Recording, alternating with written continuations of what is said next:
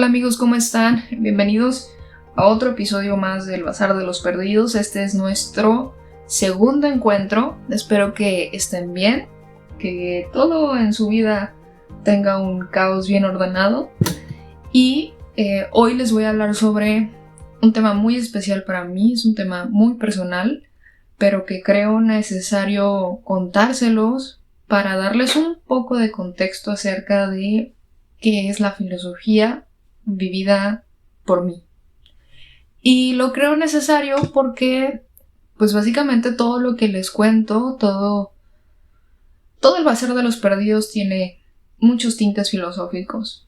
Y aún en pleno siglo XXI hay demasiada ignorancia en cuanto a esta profesión. Y es una profesión, ese es el primer punto del que quiero tocar. Para muchos fanáticos de la filosofía es como digamos como un hobby.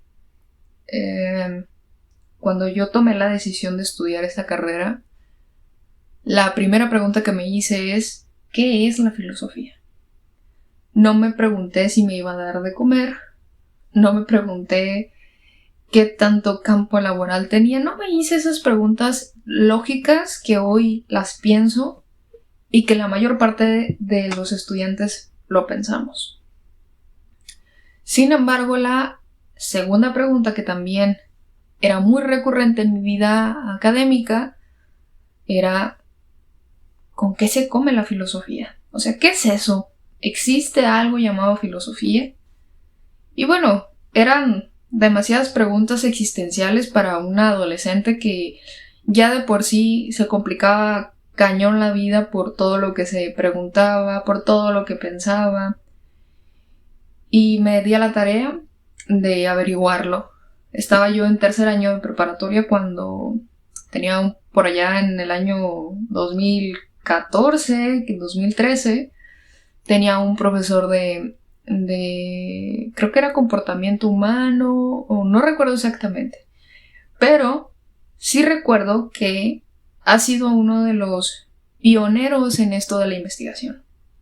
Porque a diferencia de muchas carreras vocacionales que se supone que te tienen que ayudar a encontrar tu carrera preferida o tu carrera que más se acomode a tus habilidades, pues lo cierto es que en demasiadas ocasiones tienen a personas sin la vocación de servir, sin la vocación de orientar sobre todo al estudiante, al adolescente perdido emocional o hormonal.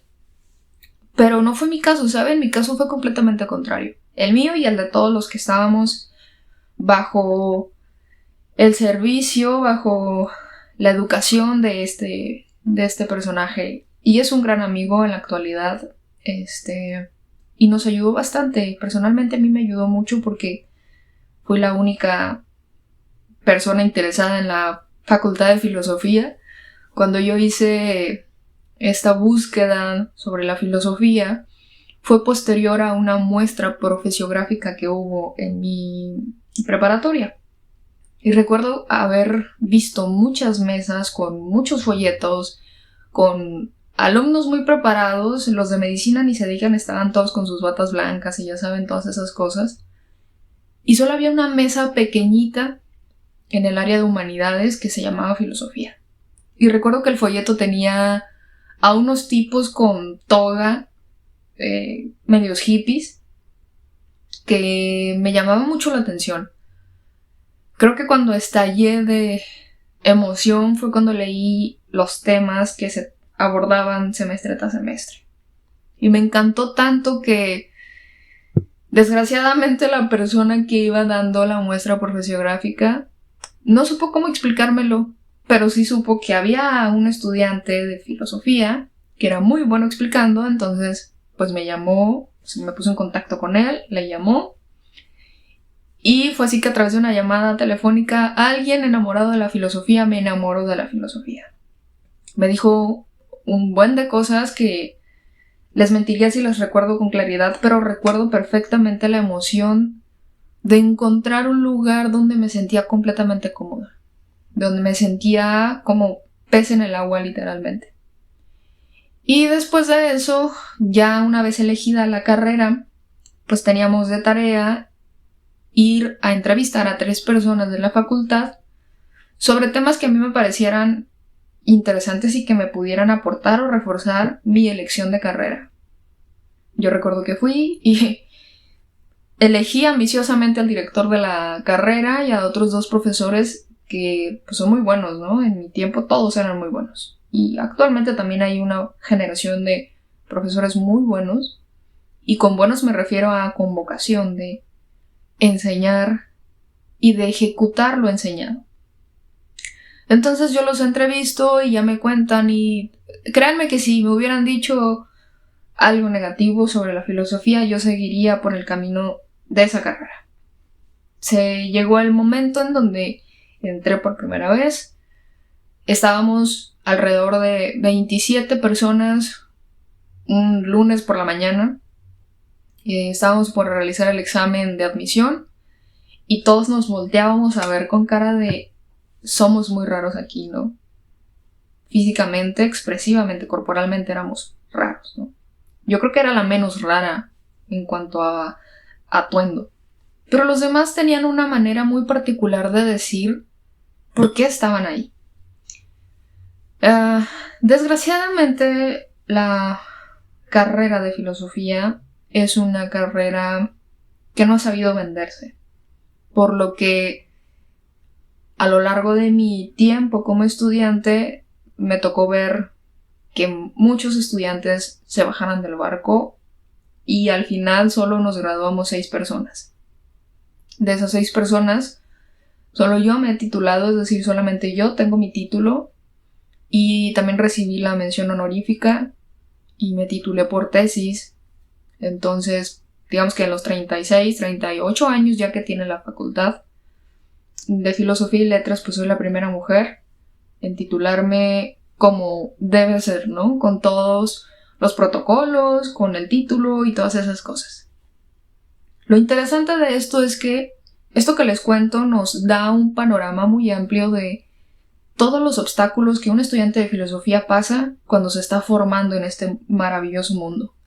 El primero al que definitivamente te acercas, con el que te enfrentas de manera abrupta, es con tu crisis existencial sobre tu propia concepción del mundo. Yo fui a parar al psiquiatra. Créanme, parece chiste, pero realmente es anécdota. En tercer año me sentía completamente aturdida de todo lo que había más allá del horizonte de mi preconocimiento estudiantil y de vida sobre todo. Yo creía saber cosas, creía conocer una estructura sobre la verdad, sobre la política, sobre la sociedad, sobre la familia, sobre el mundo, y la filosofía vino a decirme, ¿es en serio que crees eso? Vino a cuestionarme mis formas de procesar la realidad. Y es a través de ese encuentro tan caótico, tan violento, que un filósofo comienza a formarse. Un filósofo, la palabra es pretenciosa, pero es lo que es, ¿no? Y sobre todo los filósofos que tienen la vocación. Hay muchos estudiantes que eligen la carrera porque creen que es fácil, porque no tiene matemáticas aún, porque todo es fácil. Lo cierto es que es todo lo contrario a eso, porque la prueba más clara es que solamente nos graduamos 6 personas. El segundo factor que creo muy influyente en el caso de la poca afluencia de estudiantes es el campo laboral. Me gustaría decirles que es mentira que la idea de que la filosofía no te da de comer existe, pero desgraciadamente, como en cualquier carrera, puedes pensar en la que te imagines, puedes pensar en una ingeniería, en una licenciatura, no sé, la carrera que más rentable sea en la actualidad, puedes egresar de una de esas carreras y aún así no saber dónde trabajar. Y no es un tema propio de la institución, sino más bien un tema de tu habilidad por saber venderte. Si para un ingeniero es relativamente complicado saber vender su conocimiento, para un egresado de la carrera de filosofía es triplemente complicado. Porque principalmente nos dejamos guiar por los prejuicios. Los prejuicios de que no vamos a vivir de eso, de que vamos a terminar de cajeros, de que vamos a terminar de un montón de trabajos que no necesitan necesariamente un conocimiento como el de la filosofía. Y lo digo sin ofender a ninguna profesión ni ningún trabajo. El segundo factor que también influye muchísimo en el estancamiento laboral de un filósofo es que nos elevamos a un nivel estúpidamente incomprensible e incomunicable para los demás seres humanos. Y no quiero sonar a una persona ególatra, realmente es todo lo contrario. Me parece que la filosofía te da tantas herramientas para debatir, analizar, comprender, comunicar, interpretar. Se vuelve algo tan subjetivo que de pronto los estudiantes de filosofía olvidamos que el mundo real es un mundo simple. Y ahí es cuando nosotros nos complicamos tremendamente la vida. Si salimos al mundo y queremos con nuestra verborrea convencer, comunicar un análisis o una experiencia o una perspectiva, es básicamente incomprensible para las personas. Uno, porque la vida es demasiado rápida, o al menos la vida que nosotros como sociedad humana hemos construido. Es realmente rápida para nuestra lentitud, y me refiero a esta lentitud de procesar. Cuando un filósofo tiene un análisis de X cosa, el mundo ya cambió. Y es porque los filósofos perdemos de vista que lo sencillo es lo más filosófico que tenemos. Fui a un sinfín de coloquios que generalmente se hacen para compartir las investigaciones que se están haciendo los filósofos, o los licenciados, los maestros o los doctores en filosofía. Y una vez, y esta anécdota siempre la cuento porque me parece que es la prueba más tangible que tuve de un debate con alguien afín a mí, es decir, con un colega filósofo. Estaba en un congreso, en un coloquio sobre violencia, y estaba un doctor en filosofía que estaba, digamos que en la conferencia magistral. Y a mí me interesó muchísimo porque estaba hablando acerca de el espacio de las fosas comunes. Y es algo muy actual. Desgraciadamente la violencia en nuestro país es un tema que da para mucho. Y a mí me pareció interesante entrar y absorber algo de su conocimiento. Me senté y había algo de afluencia en las conferencias. Y mi sorpresa fue cuando empezó a usar conceptos tan complicados que a los 10 minutos yo no sabía si estaba entrando a una conferencia en español o estaba en inglés o estaba en otro idioma. Y de un concepto se iba a otro concepto y a otro concepto y lo desmembraba tanto que yo al final terminé aturdida y no comprendí absolutamente nada.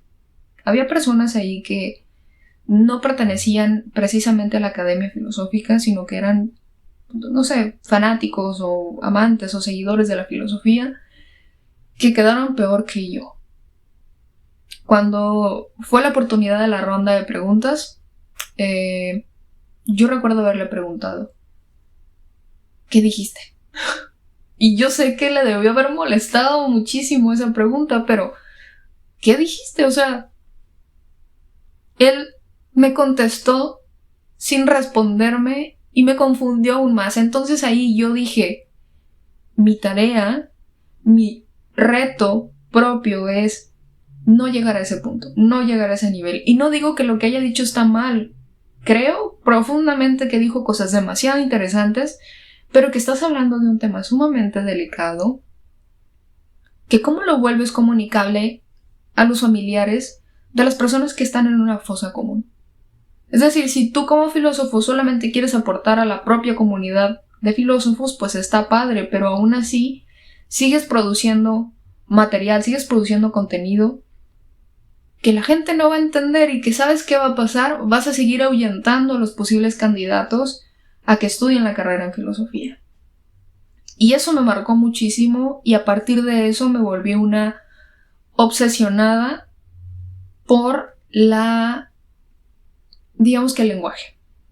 El lenguaje en el sentido, ni siquiera el lenguaje estructural, porque hay una filosofía del lenguaje.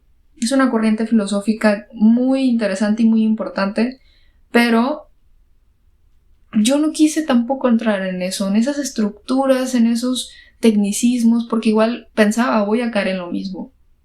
Me obsesioné con el lenguaje en el sentido de yo hago la tarea difícil, yo hago el trabajo sucio, yo leo, yo estudio, yo razono, pero también tengo la obligación de comunicarle a las personas de una manera sencilla, de una manera clara. Y eso fue para mí la aportación más grande que tuve de manera, pues digamos que autodidacta, ¿no? Porque no te lo enseñan en la carrera. Y ese es el tercer factor que influye en que la filosofía sea tan desconocida. Las materias, la estructura de enseñanza y la preparación y la visión de los mismos profesores. Y esto lo quiero decir a un nivel general, no lo digo por nadie en particular. Mi experiencia en este mundo de la filosofía me ha dicho que si tú como estudiante de cualquier carrera crees que en la carrera que vas a estudiar te van a enseñar a venderte, estás equivocado y estás yendo a un lugar que te va a frustrar en demasía. Y lo digo porque para la mayor parte de los docentes, comunicar el conocimiento es su objetivo. Pero no es su objetivo enseñarle al alumno cómo venderse. Porque es complicado penetrar en la esencia de cada individuo. Y además porque se da por sentado que tú saliendo vas a encontrar un lugar donde trabajar. Y sabemos que eso es absurdo. Todos los días los gobiernos de todos los estados y el propio país dicen que hay demasiado trabajo, que cada año se generan tantos empleos y que somos unos ninis, que no queremos trabajar, que no queremos, que queremos ganar mucho y trabajar poco, y ya saben, todos esos adjetivos que suelen englobarse en la mentada generación de cristal. Pero no hay nada más prejuicioso que esto, porque el problema no viene con los empresarios, con las instituciones o los organismos que ofrecen empleos. El problema viene en la propia educación, en el propio sistema educativo. Porque en mi caso, en el caso particular de la filosofía, es difícil encontrar una materia, no una plática, no una conferencia, una materia de un semestre para venderse de manera eficaz, en el mundo laboral. Y ese creo que es el tercer factor que le pega muchísimo a todas las carreras, pero en filosofía es absurdamente notorio. Curiosamente, pese a estos tres factores que hoy puedo decir con mucha claridad, en ese tiempo yo solamente era consciente de dos, ¿no? Que no sé venderme y somos bien torpes los estudiantes de filosofía para comunicarnos con la gente ajena a nosotros. Cuando egreso de la carrera, mi primer empleo, ya como licenciada en filosofía, fue en una financiera. Y sé que suena muy loco, pero ahí empecé a practicar la filosofía. Y este es un tema que me apasiona demasiado, créanmelo. Me apasiona porque los retos para mí siempre han sido muy estimulantes. Se llega la oportunidad, me dicen, oye, ¿saben qué? ¿Sabes qué? Están buscando a un antropólogo para una financiera. Y yo antropóloga no soy, aunque me haya gustado muchísimo la filosofía antropológica. Pero dije, pues voy y capaz y me sé vender, ¿no? Fui a esta entrevista de trabajo Y era bastante complicado como prever qué me iba a preguntar alguien del mundo financiero siendo yo de filosofía. Y ya recuerdo haber llegado, de haberme sentido un poco nerviosa. Y entonces me topo con que el dueño de la financiera, que fue mi entrevistador, era un hombre muy culto. Es un hombre muy culto. Un apasionado por el comportamiento humano, por el lado humano de las personas, de hecho. Y estaba tratando de construir una financiera o de consolidar de mejor manera su financiera, tratando a sus clientes, como personas, no como números. Y ahí yo dije, claro, o sea, yo de aquí soy, yo aquí puedo venderme, yo aquí puedo tener trabajo. Después de que me contó sus necesidades y todo, me preguntó, ¿tú qué puedes ofrecerme? Y ahí fue cuando mi cerebro, en milésimas de segundo, empezó a darme un sinfín de respuestas, pero yo solamente lo que pude hacer, o la que elegí, fue regresarle la respuesta con una pregunta. Y le pregunté, ¿ustedes qué quieren? Y entonces me contesta y le digo, ok, yo lo puedo hacer, pero necesito que me den acceso a todo esto. Y así empezó la travesía en el mundo de las financieras, en el mundo financiero, que hasta la fecha, aunque ya no sigo actualmente trabajando en ese rubro, me apasiona porque hay un mundo muy fértil y muy poco explotado para los filósofos. Y ahí también comprendí y terminé de reforzar que nos falta mucho vendernos, nos falta mucho buscar más allá de lo ordinario, de lo común. Generalmente cuando ya estás dentro del mundo de la filosofía, tus amigos o tus papás te pueden preguntar, oye, ¿y qué hacen los filósofos cuando egresan? Y ahí empieza un choque de conciencia muy brutal, porque no sabes qué responderle, pero la vieja confiable es investigador, docente y párale de contar.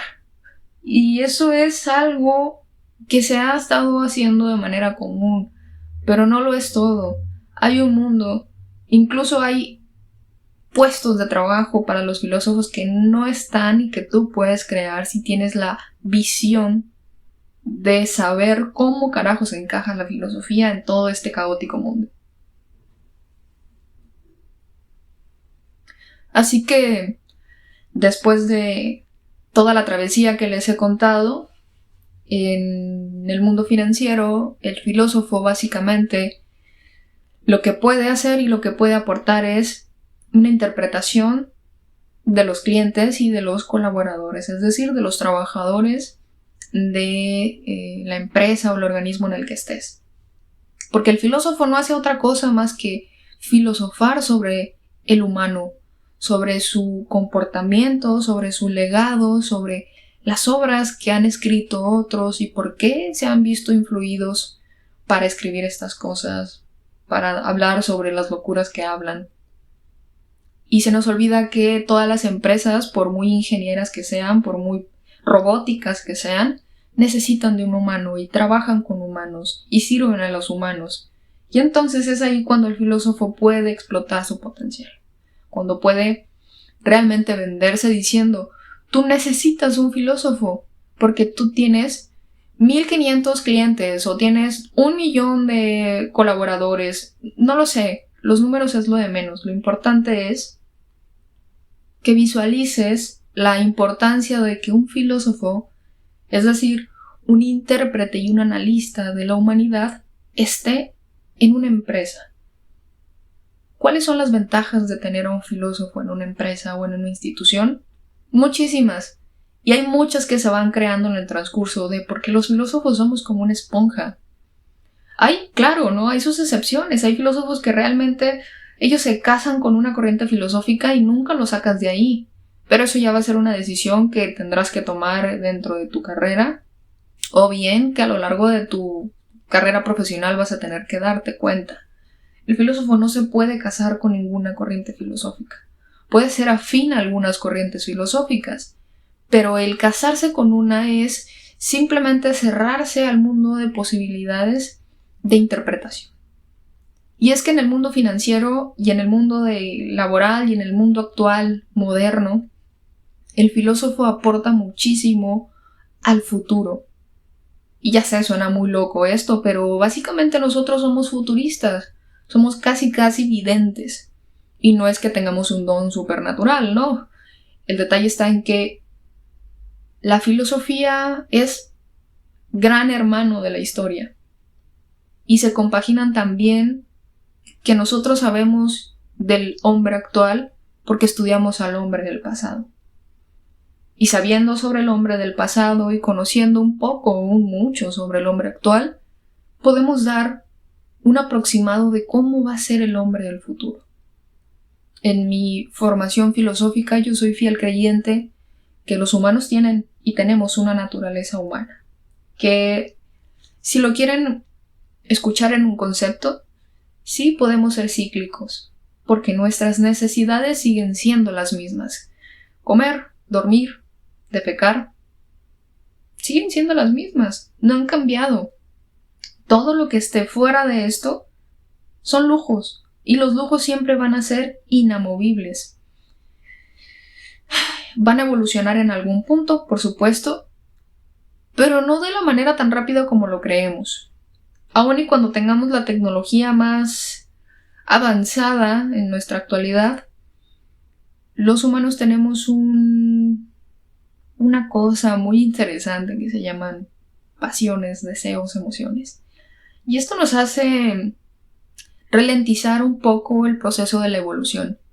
Y prueba de ello son todas las películas de ciencia ficción que hablan sobre el futuro y que idealizan incluso cómo sería una sociedad cómo sería una sociedad con personas sin emociones.